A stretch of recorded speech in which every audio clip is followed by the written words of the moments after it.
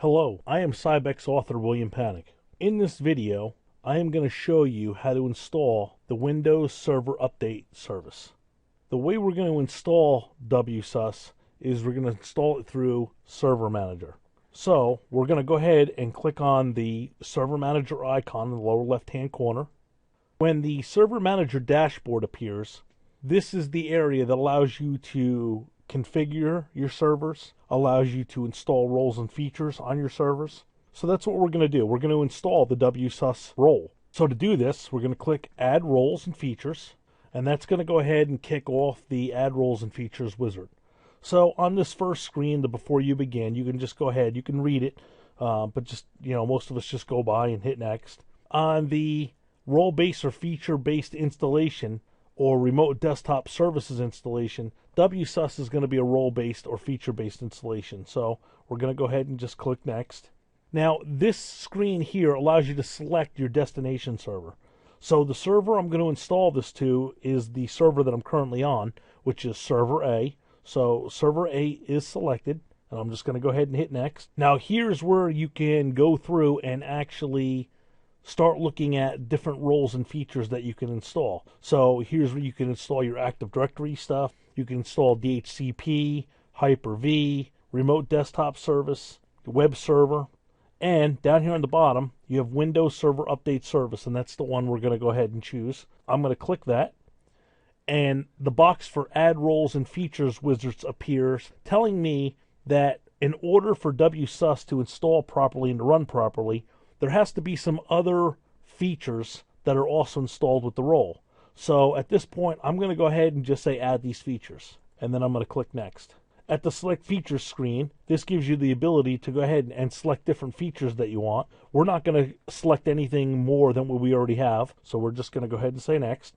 At the WSUS screen, the Windows Server Update Services screen, we're going to go ahead and click Next. At this screen, we're going to go ahead and just leave the two components that are checked. Since I'm installing the WID database, I can't install the regular database. If I do, I'll get an error. So here, I'll click on it. You'll see that an error will come up. It says the following feature cannot be installed on the same server.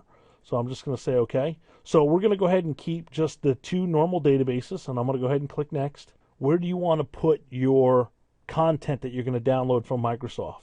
What we're going to do is I'm going to go ahead and just, for this demo, I'm going to grab everything just from the Microsoft website. I'm going to go ahead and uncheck the box that says Store Updates Locally. So I'm going to click Next. At this point, this is just an information screen about IAS. I'll click Next. And then it's going to ask me what other roles and services do I want to install. So I'm just going to accept the ones that it's recommending for the WSUS update. And I'll click Next. So at this point, the WSUS installation is going to begin. So I'm going to go ahead and pause the video, and I'll come back as soon as it's finished. Once all the files have been installed, go ahead and click on the Close button. Now what we need to do is we need to go in and configure the WSUS. While we're still in Server Manager, you'll see on the left-hand side that on the very bottom you have WSUS now. So we'll go ahead and we'll click on that. This screen will actually tell you configuration required for the WSUS. So what we're going to do is we're going to go ahead and click on the More link. That'll bring in the All Servers Task Details, and it's going to say here that there are some post-deployment configurations needed. So we're going to click on the link that says Launch Post-Installation Tasks.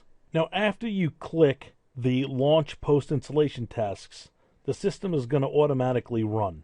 So what will happen is when it finishes, you'll actually see a complete happen. And once that gets finished, then we can go ahead and close this down, and we can go ahead and continue on.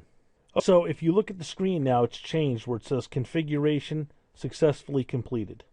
So at that point, we can go ahead and close this server task down. So when you get back to this screen, you'll see some information. It tells you what the IP address is, Server A. It tells you that it's online. It tells you that performance counters are not started yet, when the last update happened, and this particular Windows machine has not been activated yet, so it's actually showing that it hasn't been activated yet.